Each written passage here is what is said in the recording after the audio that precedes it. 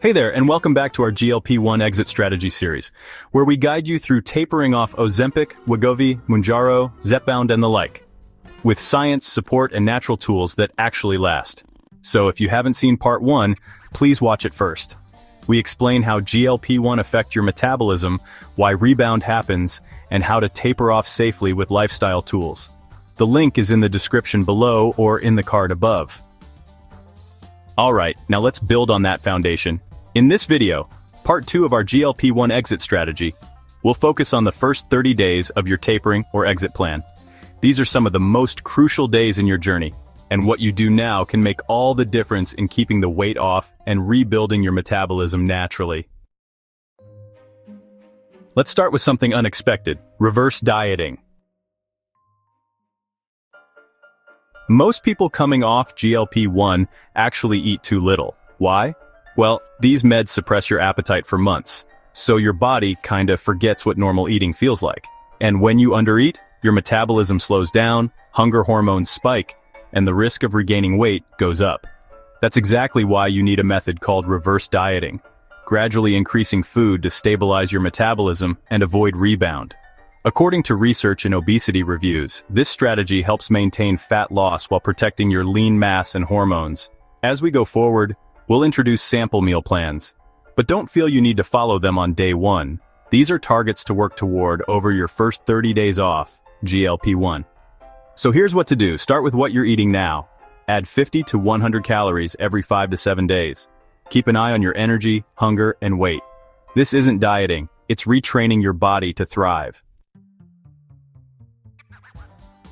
Now let's talk protein, your #1 post-med ally. It helps you stay full, preserves lean muscle mass, burns more calories at rest, and even regulates blood sugar and insulin. The Journal of Obesity and Metabolic Syndrome found that high-protein diets preserve fat-free mass and improve body composition, which is, honestly, exactly what you need after weight loss drugs.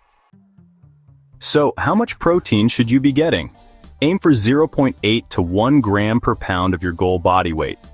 For example, if your goal weight is 150 pounds, you'll want to eat somewhere between 120 to 150 grams of protein daily. And hey, be sure to split it across 3 to 4 meals for the best results. But here's the key. You don't need to hit the protein grams on day 1. That's the goal you build toward, as your calories and appetite increase. Now I know protein grams can sound confusing, but hang with me. This next part is worth slowing down for, because here's the key. When we say 120 to 150 grams of protein per day, as in the example above, we're referring to pure protein, not the total weight of the food. For example, a 6-ounce steak weighs about 170 grams, but it only gives you around 45 grams of protein. 2 eggs? That's roughly 12 grams of protein. A palm-sized piece of meat, like chicken or salmon, gives you about 25 to 30 grams. And here's a quick tip. If your food has a nutrition label and it says 15 g of protein, that means you're getting 15 actual grams of protein. It's that number that counts toward your daily target, not the total serving size. This simple visual can help you eyeball your portions, and once you practice, it becomes second nature. So if your goal is 120 grams of protein a day, aim for 40 grams at each meal, spread across 3 balanced meals. Let's look at how this plays out in a real day. Day 1, breakfast. 2 scrambled eggs with avocado plus half a cup of oats mixed with protein powder. That gives you 35 grams of protein. Lunch, a chicken bowl with quinoa, greens, and tahini. That's another 40 grams. Snack, Greek yogurt or a shake, along with some almonds. That adds up to 25 grams. Dinner, baked salmon with sweet potato and broccoli. Another 35 grams right there. So, altogether, that's around 135 grams of protein. Balanced, satisfying, and metabolism-friendly. Need variety? Well, here's a flexible version you can try out on day 2. Alright, so for breakfast, 3 egg whites, 1 whole egg, and some spinach. Add in a slice of whole grain toast and a few berries, and you're looking at about 30 grams of protein. For lunch, go with turkey lettuce wraps and a bowl of lentil soup. That'll give you around 35 to 40 grams of protein. Now for a snack, a protein shake paired with a boiled egg.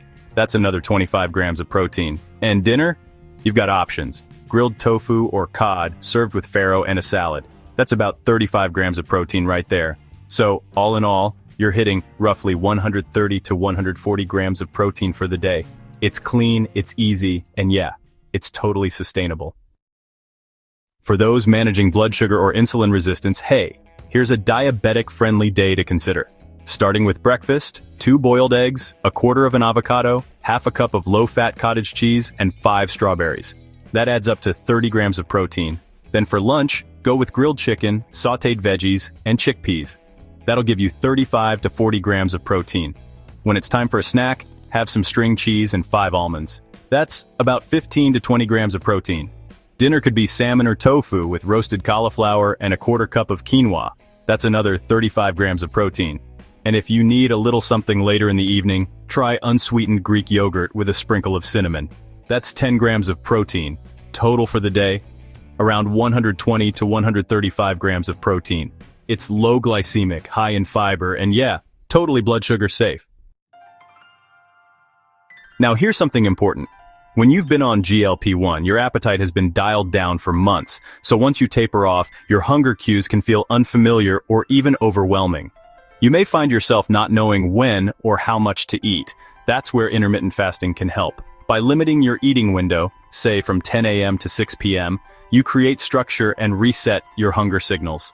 It gives your body a rhythm, supports insulin sensitivity, and mimics some of the appetite control you had on the meds. But naturally. And don't worry, you can still fit all your protein and meals into that window. It's not about eating less, it's about eating with intention. A 2022 review in the Journal of Translational Medicine showed that early time-restricted feeding improved blood sugar and cravings, even without cutting calories. Intermittent fasting isn't required, but for many tapering off GLP-1, it offers structure and appetite control when those hunger cues start to change. If you're feeling off balance, this could be one of the most natural tools to help you stay steady. It's a proven strategy used by millions around the world, from everyday people to health experts. And when paired with the right habits, it can make a real difference. Now, let's shift gears and talk about something just as important: the mistakes to avoid once you stop GLP-1. Because staying slim isn't just about what you do, it's also about what you don't do. Avoid these common mistakes: eating too little, skipping meals, relying too much on shakes and bars, and ignoring protein or fiber. This is a training phase, not the time to starve yourself. Fuel smart, and your body will stabilize. Here are bonus tools we recommend post-GLP-1. Start your day with protein. Eat fiber-rich foods like lentils and greens. Take a walk after meals, around 10 to 15 minutes. Get 7 to 9 hours of sleep. And consider omega-3 or magnesium. Just be sure to ask your doctor. Every little action helps you stay in control. You now have a full 30-day nutrition strategy to maintain your results without going back on meds. But hey, we're just getting started. Coming up in part 3, we'll focus on your post-GLP-1 strategy, how to rebuild your metabolism and stay on track during days 30 to 90 so the results actually last. So subscribe now so you don't miss it. And drop your questions in the comments. We're building a real support system here. Just a quick heads up. This video is for educational purposes only. Always consult your licensed healthcare provider before changing your medication or nutrition plan.